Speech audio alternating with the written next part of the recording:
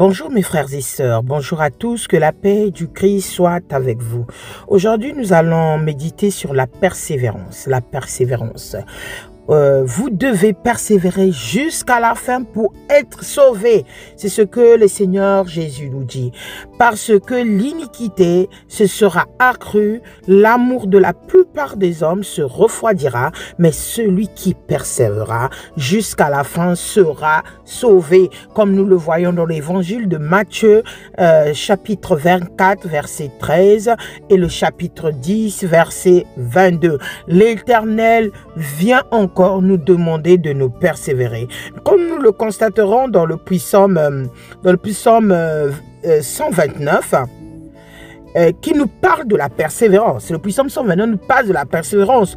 Donc, aujourd'hui, même si on t'opprime, même si on te rejette, mais le Seigneur nous dit qu'il ne t'ont pas vaincu, tu dois persévérer, car l'Éternel est juste, il a coupé les cordes des méchants. Rassure-toi qu'il a coupé les cordes des méchants, qu'ils seront confondus, ceux qui te haïssent, ceux qui te malmènent, ceux qui te mettent des obstacles. Mes frères et sœurs, oui, vous allez vous dire, mais qu'est-ce que veut dire la persévérance? Normalement, la persévérance est donc en rapport avec un dépassement de soi, pour dépasser un obstacle qui se dresse sur notre chemin et qui légitimement devrait nous faire arrêter notre course. Et voilà ce que veut dire la persévérance. C'est un dépassement, mon frère et ma soeur. Nous devons persévérer.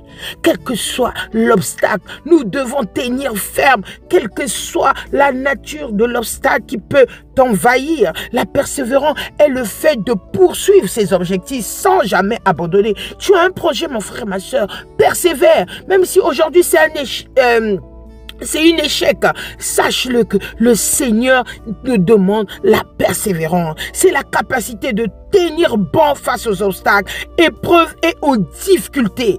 Stable les épreuves et les difficultés. Persister encore et encore, mon frère et ma soeur, jusqu'à atteindre son but et ses rêves. Oui, pour moi, la persévérance, c'est une qualité importante pour se réaliser dans la vie, mes frères et sœurs. La persévérance, c'est une qualité importante. Aujourd'hui, tu es en train de faire un devoir, mais tu ne sais pas comment t'en sortir. Mais le Seigneur a dit persévérance. Mais quand tu persévères, qu'est-ce qui vient derrière la persévérance? C'est la foi de ce que tu sais que le Seigneur, il est là. Je sais qu'il agira, il fera tout en son temps. Oui, le psaume 29 nous le parle. Le psaume 29 nous parle. 129 nous parle de la persévérance. Mes frères et sœurs, reconnais tout vient à la main de Dieu. Mes frères et sœurs, mettez votre espoir en l'Éternel. Cherchez des réponses auprès de Dieu.